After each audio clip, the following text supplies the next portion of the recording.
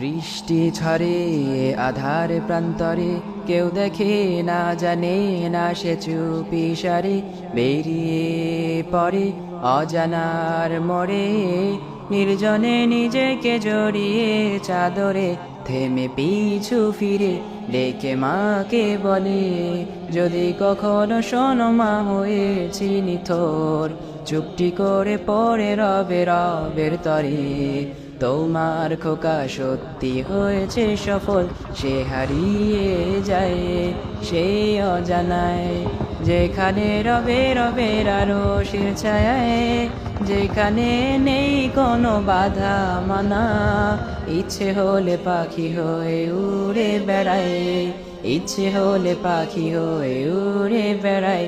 চোখেরই কোণে ফোঁটা অশ্রু ঝরে।